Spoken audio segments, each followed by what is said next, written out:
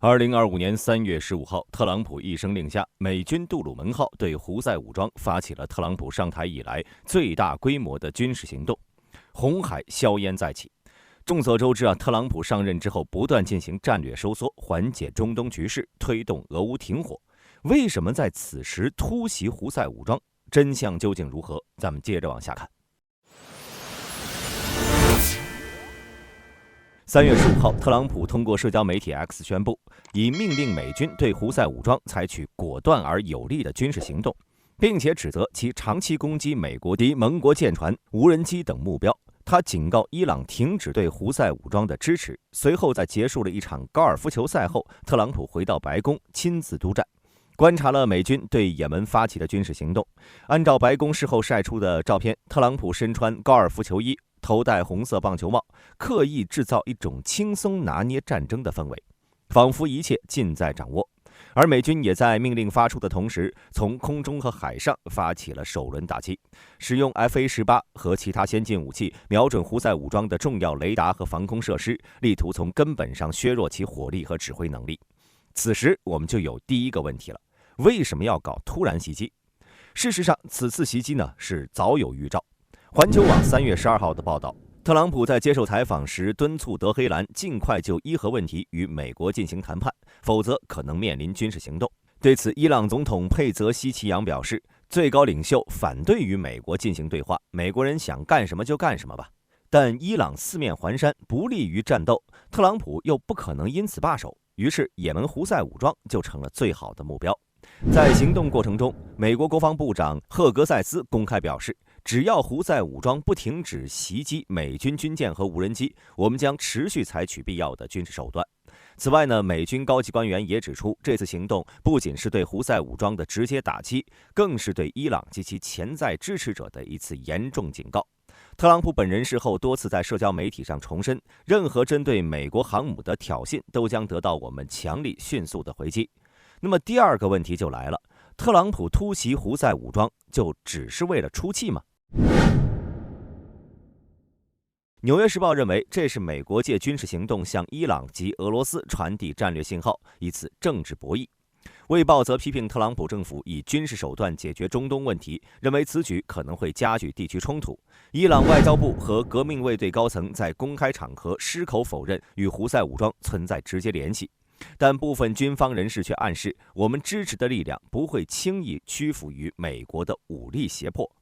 俄罗斯则借此机会提出，当前中东局势复杂，各方应通过谈判途径解决分歧，否则只会陷入代理人战争的泥沼。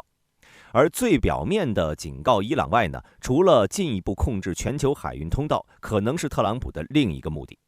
从2023年10月巴以冲突爆发以来，胡塞武装是不断的袭击红海船只，尤其是曼德海峡的商船，已经严重威胁了全球能源供应和世界经济稳定。特别是对欧洲和亚洲来说，红海航线是世界上最繁忙的航线。由于胡塞武装的威胁，商船被迫绕行了非洲好望角，大幅增加了时间成本和经济成本。美军不得不与英军组建联合护航舰队，在红海与胡塞打起了海上游击战。可随着加沙战事告一段落，胡塞已经很少主动袭击红海商船了。可特朗普上台后，强力控制巴拿马运河，从购买43座重要港口，明显是要控制全球的关键水道和主要港口的节奏。现在美军袭击胡塞武装，表面上是为了敲打伊朗，实则打通航道，可能是进一步加强对全球主要水道的控制。可作为当事人之一的中东平头哥胡塞武装，并没有像伊朗一样服软。在空袭后的24小时内，他们先后对杜鲁门号航母战斗群发动了多轮次攻击。胡塞武装发言人叶海亚声称，出动了18枚各型导弹和无人机，尽管攻击数量看似惊人，但命中率感人。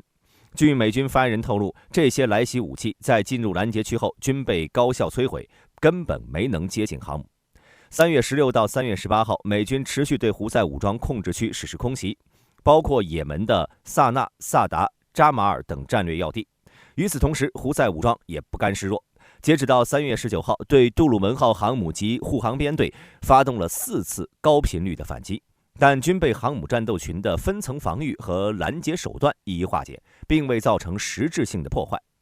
著名军事专家也在各大平台上纷纷发表观点，美军航母战斗群的防御能力得到了实战验证，而胡塞武装呢，则因装备落后，注定是难以撼动美国海军的霸主地位。可除了这些声音，网上还充斥着一些其他言论，比如胡塞暴打美军，高超音速导弹打爆航母，洲际导弹已经射向了华盛顿等。那么新的问题来了，胡塞的导弹真的能命中美国航母吗？这个问题啊，咱们从2个方面来看，一是美军航母战斗群的防御如何，另一是胡塞的导弹。咱们先来看看航母打击群的防御。航母的带刀侍卫会在海上筑起3层防御，即远、中、近3层防御圈。最里面的防御圈由航母本体和宙斯盾舰组成，防御强度高，主要手段是来自航母携带的电磁轨道炮和高能激光武器，以及宙斯盾舰的反导防御系统，防御范围大概是150公里左右。大兵主要考虑的是，如果在完全能够展开编队的海面，在红海的曼德海峡附近可能会由于地形因素对于防御圈有所挤压。接着是中层的防御圈，主要是由宙斯盾舰担当，分别为伯克级驱逐舰以及提康德罗加级巡洋舰。防御手段主要是宙斯盾防御系统，当然核动力攻击潜艇以及无人潜航器也不会袖手旁观，他们会发射鱼叉反舰导弹，或者命令潜艇对发射导弹的舰船完成致命一击。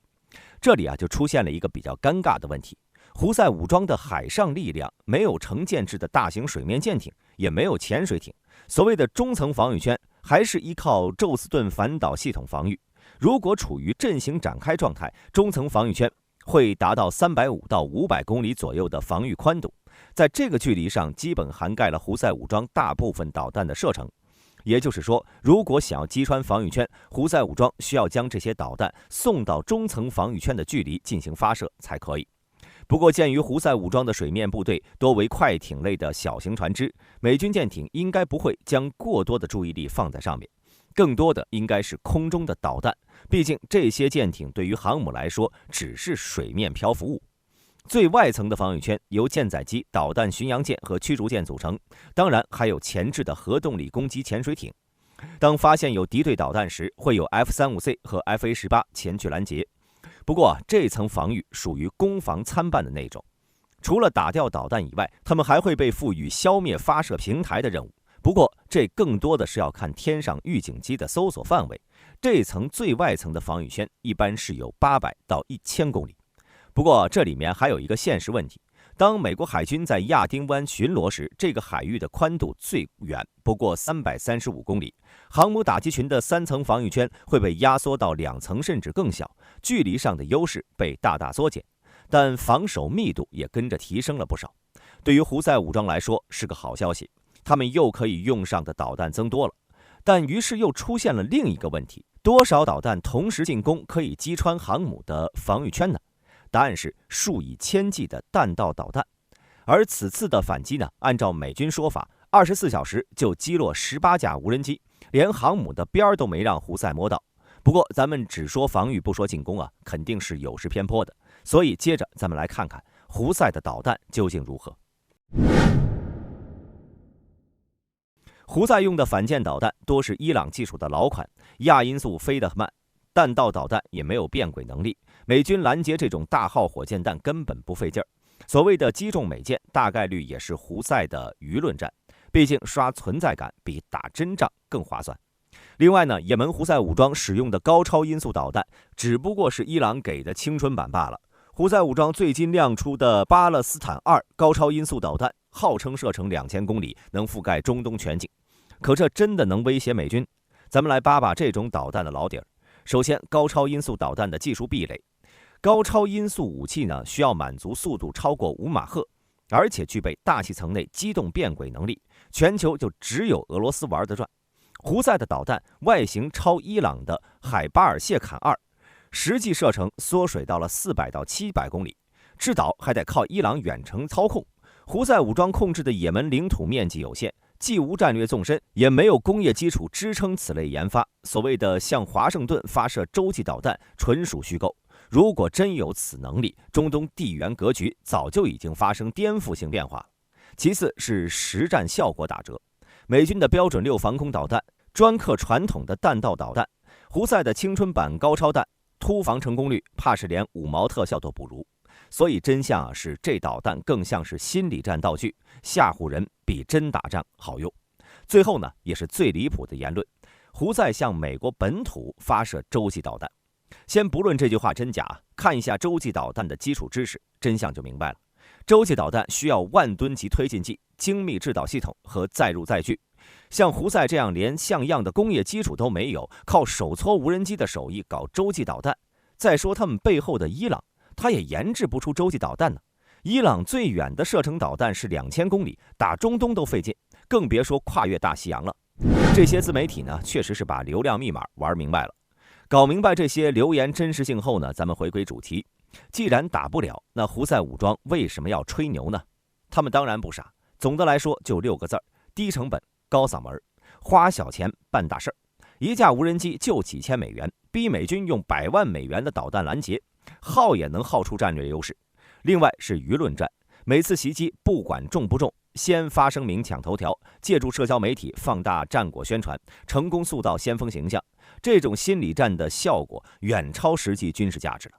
最后可能就是免费宣传了。不过，美国杜鲁门号航母在2025年3月遇袭传闻后，多国卫星持续监测显示其舰体完好。吹牛的后果也是会反噬的。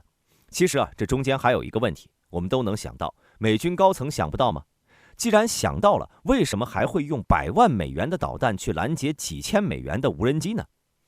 从前年开始到现在，美国海军红海部队承受了胡塞武装绵密的攻击，取得了400多次击落战果，而自身舰艇没有被对方命中的记录。虽然嘲笑超级航母和拖鞋军打得有来有回的评论屡见报端，但美国海军资深的舰长们均认可作战的胜利，认为己方在红海获得了极其宝贵的经验。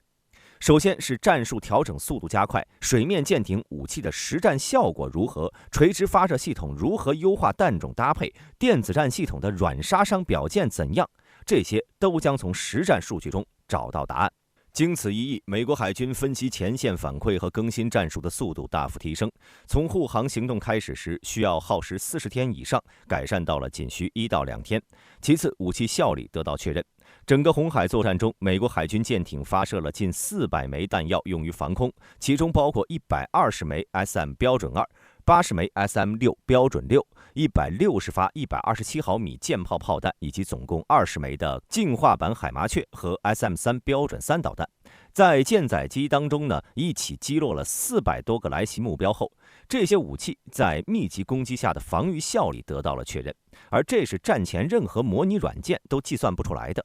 特别是证明了海军手里的武器可以防御胡塞武装的反舰弹道导弹，而经过相对充分的实战检验的武器系统肯定会为美军未来的战斗增加信心。最后，人员能力得到锻炼。美军前舰长兼智库高级研究员杨托恩认为，几十年以来，除了海豹突击队和一些飞行员，美国海军舰队并没有面临非常严重的威胁。这在文化和心理上妨碍了海军进行足够逼真和苛刻的训练，而红海的战斗则足以成为沉溺在和平心态中的水手们的一针清醒剂。而在红海这种狭窄水域进行航母作战，陆地飞来的各种兵器留给水兵们的反应时间总是很短的。如果能够适应这种环境下的反应窗口，当战场变为太平洋大片开阔蓝水时，与胡塞武装短兵相接过的美军或许会感到更加从容。好了，红海之争咱们就说到这儿吧。我是大兵，我们下期节目再见。